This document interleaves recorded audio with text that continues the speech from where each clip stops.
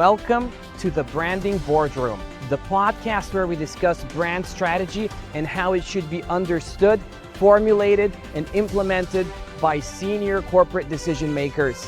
Our guests range from prominent CEOs to accomplished academics and thought leaders. But there's so much more.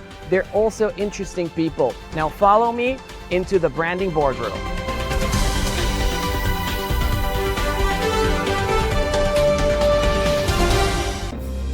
Professor Oliver Errichiello is a leading figure in the fields of brand sociology, brand management, and consumer philosophy.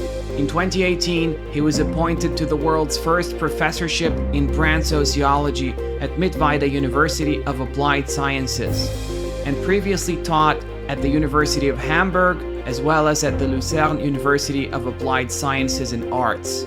He's the founder of the brand development agency Büro für Markenentwicklung, as well as the head of the innovation lab at Deutsche Seereederei, a German holding company with subsidiaries in a wide variety of sectors. Professor Errichiello is the author or co-author of numerous research publications and 20 books, including the influential volumes Green Branding and Reality Branding. And it's my great pleasure to welcome today Professor Oliver Errichiello. Hi, Oliver. Where are you calling from? Hi, Ivo.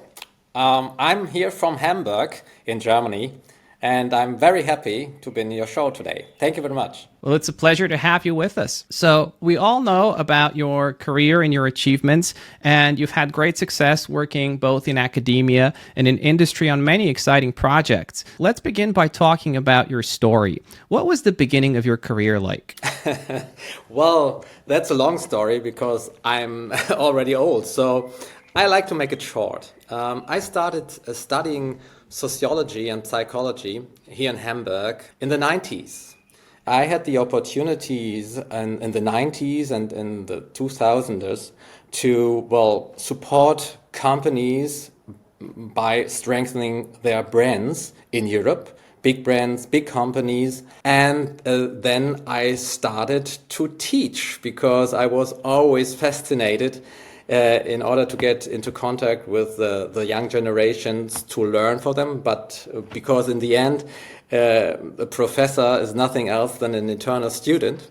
So in the moment, my career pathway has three pillars. It's the academia, it's consultancy, and it's daily business in hospitality. One thing that perhaps our audience would be interested in is what can you do to help these companies? What kind of services do you provide for the industry, and how does this relate to your work in academia as well? To understand how trust works, and trust is nothing else than a social dynamics in order to minimize your transaction costs. Well, in order to do that, you need to understand how groups of people, collectives do work. And that's what we do in the Büro für Markenentwicklung. And this might sound very theoretical, but in the end it's not theoretical, because you have to find the instruments and maybe also the pillars of success of a brand in order to adjust them, to manage them, to, in the end, strengthen the brand. In an era where it gets more and more complicated, to install your message, because there are so many messages, so many irritations in the market, so that in the end, just the brand who has a clear image, who has a clear notion of what they are doing, might have the possibility to get into the mind of the people. When you think about this field of brand sociology, how would you describe it to a broader audience, and especially to practitioners in the branding industry who might be listening to this show? Normally, what is sociology all about? Well, sociology is the science of alliances. One of the strongest in our era alliances we are having in these times are the alliances we are having with things. But most of the things that are surrounding us are not without any kind of logo. They are all branded. Why we choose a Tesla and not a Mercedes? That's sociology. You are asking, why do people trust a Mercedes more than a Tesla or than NIO, for example? Or what should NIO do that people are going to trust them more and more and more? You can't manage a brand just by looking at numbers, because you don't know the reason why you have achieved these numbers.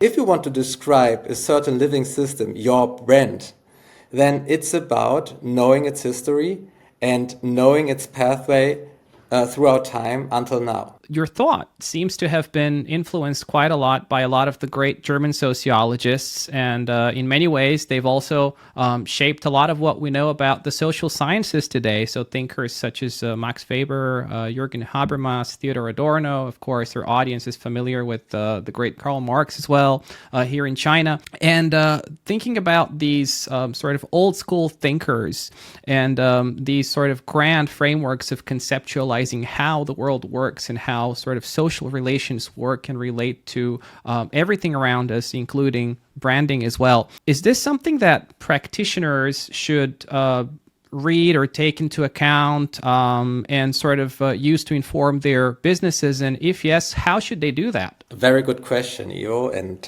well, my first reaction to your question was what I want to say to people who are really managing a brand is we are used to be aware of things that changes. But if you're really going to manage a brand fundamentally, I want you to hesitate and not to do everything everyone is going to tell you to change. Successful brands have something to do with a lot of hesitation and, well, stability. Classical authors are not classical because they are just old, because they said something valuable which seem to be, well, actual until now. They wanted to understand the structure of social alliances. And that's interesting, and that's why they are valuable until now. So is there a European brand sociology that's unique? And if it is, what is it and what can we learn from it as well? These companies, well, they have managed to install globally a certain kind of collective trust in their segment, within the buyers, especially in the B2B buyers, and they do not invest a lot of their budgets in classical marketing. Why? Because their work of convincing people has already been done. It has been done because their work in the last decades has been so good that word to mouth, people, well, are asking themselves, okay, who has a good performance? Is there a company we can trust? And a lot of times it is these kind of small and medium-sized companies, especially coming from Europe. What do I want to tell? There's a certain kind of difference between a classical American view on the one hand and a classical European view. This has nothing to do with being right or wrong. It's a result of a different structure which we have in the economy. Which do you believe are some of the best practices that you've seen throughout the years, and which are some examples of sort of perhaps bad advertising or bad communication?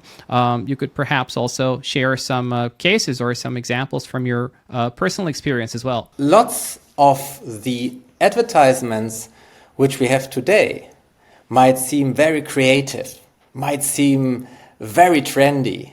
They might seem also very purposeful, but it's not about success. The success of advertisement is still that you sell something. And with advertisement, you sell more than without it. Normally, in these days, we are just measuring the awareness. We are saying, okay, there has been a lot of engagement, a lot of likes on Facebook and all these kind of social networks or whatever exists. But this is not an indicator for success. The indicator for success of advertisement is, in the end, am I really going to sell more after this advertisement? And how do I make it? Well, I have to secure people that my expectations will be fulfilled. You will see that all these kind of maybe boring advertisements which we see might be the best ones. They don't win prizes at these kind of awards or these kind of awards which we have at the festival for advertisements in America, in Asia, in Europe. But in the end, they just reproduce my expectations. As we move towards the end of our conversation, one question that I also wanted to ask you is, if you had just 1 minute of all of the top global CEOs' time, what would your message or what would your most essential advice be for them? 1 minute? Okay. that is very tricky, and I want to quote it now. It would be some consolation for the feebleness of ourselves and of our works if all things should perish as slowly as they come into being. But as it is, increases are sluggish growth, but the way to ruin is rapid. It's from Seneca. It's very hard to build up trust. We know it from our personal life. The same way, if we talk about brands and branding, we have to build up trust. And trust building has something to do with keeping to your performances, keeping the expectations, and building up reliable relationship. So, of course, we hope that you'll have the chance to also speak in person to our audience here in China very soon as well. So whenever we're going to see you here in China, talking to all of our friends and all of our CEOs in our network. I will be very happy to come. I've been there just this year in springtime. It was an incredible, great experience being in China. And I would love to come again. Thank you very much, Ivo, for this great interview. This has been very, very interesting questions. I'm very happy to have been your guest. Thank you very much. Well, it's our pleasure, Oliver. We hope to see you in person very, very soon. And thank you for being on the Branding Boardroom. Thank you.